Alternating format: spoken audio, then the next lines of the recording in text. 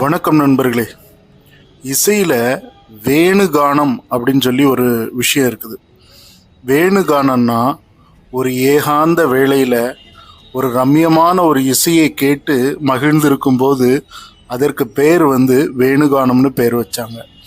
அதாவது அந்த இசை மயக்கும், அதே சமயம் அந்த நேரத்தில் அந்த அந்த கிளைமேட் கண்டிஷன் எல்லாம் ஒத்து போய் அந்த இசை கேட்குறதுக்கு ரொம்ப உச்சிதமாக இருக்கும்.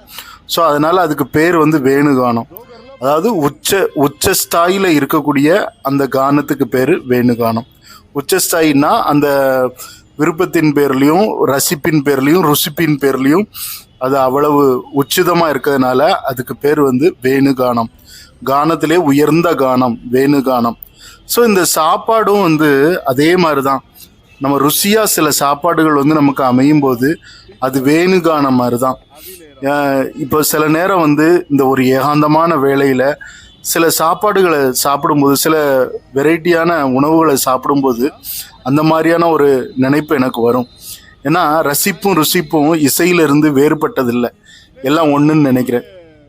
ஏன்னா சாப்பாடு கூட சில சமயம் அவ்வளோ ஒரு ரம்யமான ஒரு சூழலில் இந்த ஒரு அருமையான ஒரு சாப்பாடு கச்சோரி, ஆலு கச்சோரி.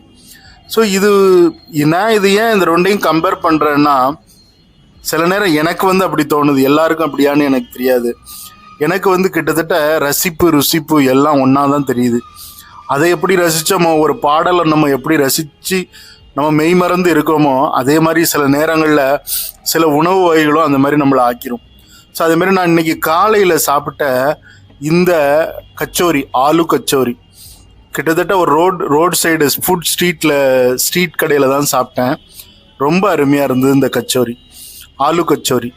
ஸோ அது ரொம்ப அருமையாக, அதை சாப்பிட்றதுக்கு ரொம்ப இனிமையாகவும் இருந்தது. அது ரொம்ப டேஸ்ட்டாக இருந்தது, எப்படி வேணாலும் சொல்லலாம். அதனால தான் அதுக்கு வேணுகானம்னு நான் எப்படி கானத்துக்கு பேர் வந்ததோ அதே மாதிரி இந்த சாப்பாடும் கிட்டத்தட்ட அப்படியான ஒரு முறை தான். இந்த மாதிரி ருசியாக சில நேரம் ரோட்டு கடைகளில் கிடைக்கும்போது நமக்கே நம்மளை அறியாமல் இந்த மாதிரியான வீடியோக்கள்லாம் நம்ம போட வேண்டிய ஒரு சூழல் இருக்குது. ரொம்ப ருசியாக அதுக்கு ஆலு கச்சோரிக்கு ஒரு கொண்டக்கடலை குருமாவும், ஒரு ஆனியன் அப்புறம் ஒரு மிளகாய் அச்சார், மிளகாய் ஊறுகாவும் கொடுத்துருந்தாங்க. ரொம்ப அருமையாக இருந்தது, சாப்பிட்றதுக்கு ரொம்ப இன்பகரமாக இருந்தது. யாருக்கெல்லாம் இந்த மாதிரி ஆலு கச்சோரி பிடிக்கும்னு சொல்லுங்கள். அதுவும் இந்த காலை வேளையில், அருமையான குளிர்காலை வேலை, அதுதான் மெயின். குளிரான ஒரு பிரதேசத்தில் நம்ம ரொம்ப ரொம்ப ரம்பியமாக இந்த ஆலு கச்சோரியை சாப்பிட்ருக்கேன். ஓகே, வீடியோ பிடிச்சிருந்தா